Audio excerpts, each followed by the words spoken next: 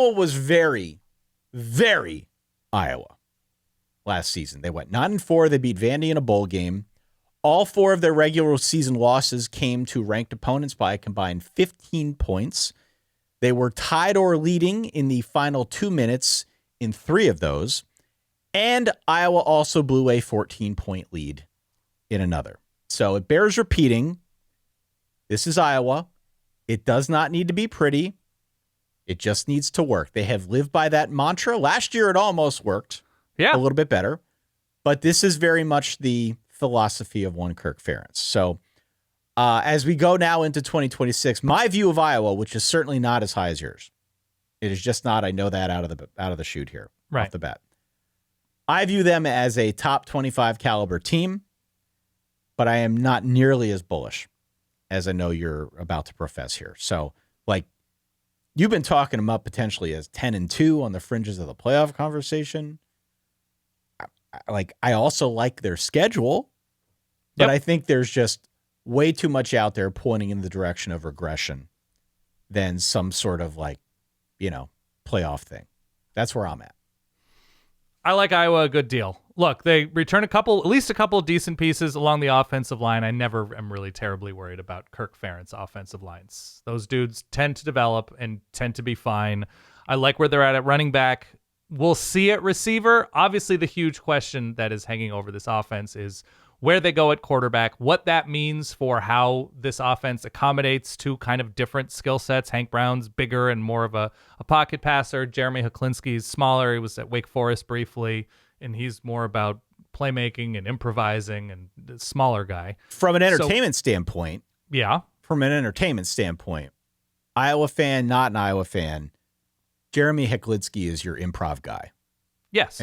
He's more mobile, uses weird arm angles, probably a lot more fun just as a Saturday viewing product. Right. It does depend where you look, though, in terms of who's quote unquote ahead at the moment. This strikes me as one of those QB battles that might go a few weeks into the season if it's not settled overwhelmingly beforehand. And even if they decide to go with Hank Brown, I think there are probably some sets for Hecklinski, just given, like you said, he's smaller, he's more mobile, different kind of player altogether. So I could see them finding a way to incorporate him, even if he's not QB1 when camp breaks. Yeah, look, if whoever that quarterback is, if there's any way to generate, I know we say this annually, any sort of pop on this offense downfield, could be to a tight end. They've got a nice tight end room, could be to receivers. They've got an improving receiving room. But if there's any way to get any more pop out of this room, you talk about those close games, you talk about the blown leads, you talk about the struggles and doing different things on offense when those things are needed. And obviously they're trying to play to a certain identity, protect their defense to whatever extent. If they can get that, they don't have to win every game 10-9, 16-13, 17-14. But we've been saying that for 10 years. I know. Ty, I absolutely know this. This has not been a place where quarterbacks develop. Yeah. I absolutely know. Sometimes you can accidentally happen into something like that if your quarterback is merely competent, if your receivers are merely pretty good and standing on 2 feet and healthy, and there's enough in the rushing attack to generate something in play action, right? Or you get a bunch of short fields because your defense is turning over Illinois or whoever. There are reasons to believe that Iowa can ascend to merely below average in terms of finding explosives on offense. There are those reasons. Yeah. The defense has some questions in ways that they don't always have questions. Well, right? the line's the big one. So the line is new. The defensive line is being completely rebuilt. Also, the linebacker room is relatively new. The secondary needs some work. I think we have, at this point, a certain amount of trust in Phil Parker, the defensive coordinator, to kind of get that figured out. But to what end? To what end, I think, is an important question. They will be fine defensively because they're always fine. But oftentimes, more often than not, we're talking about a team that is driven, that is powered by its defense, giving itself enough of a margin that the offense can, kick some field goals, maybe score a touchdown, and win a low-scoring game. If the defense isn't up to that same standard, then maybe we got a little bit more of a problem here. I think the defense is going to find its guys. I think guys will look. I think there are just fewer losses on this schedule, or few obvious losses on this schedule. That's the interesting thing to me. Now, I think we disagree on this one. I know we disagree. Well, there's no Indiana, there's no Oregon, right? Yeah. Iowa State's starting over. Not to say it's automatic.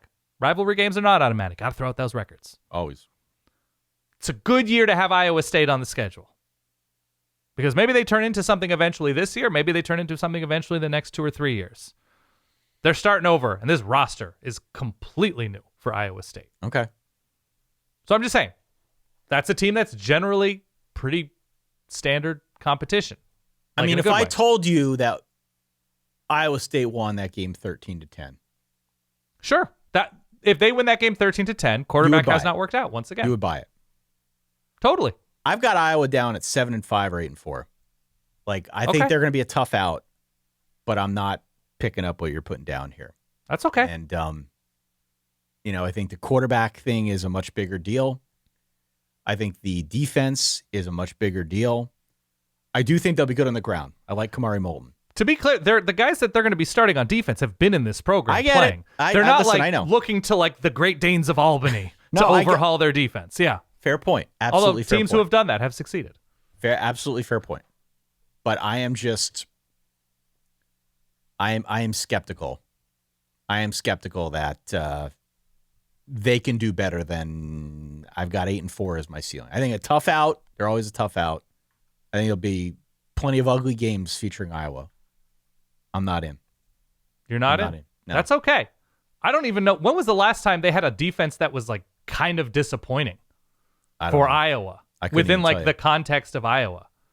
Yeah, it's pre-COVID, right? We'd have to go back and look, but yeah. I'm scrolling through, Ty. I like a legit disappointing Iowa defense. I'm back in 2017 right now. Nope, the 2017 team was good on defense. 2016, nope, the 2016 was good on defense. Like, look, it doesn't happen until it does, but one of these quarterbacks has to be as a B- for me to think, okay. B-? Yeah. Take a C+. You can take a C+. That's fine. D+. If I'm telling you that they can run the ball, get stops. Look, they didn't even force that many turnovers last year and had a good defense. That's like a note for improvement this year. I know turnovers can be random, but Iowa right now, I don't know, man. They always seem to find the star power. They always seem to develop that star power. They've got the tough at Michigan, Ohio State, at Washington, right? Back to back to back. They got Illinois late on the road. I'm going to plant my flag on 7-5. All right, I'm going to say 9-3. This feels like a team that, if there were still the divisions, they would again lose the Big Ten championship 42-3 to the team on the other side, the Big Ten East. Thanks for watching, and thank you for at least considering subscribing to the channel. It means a ton.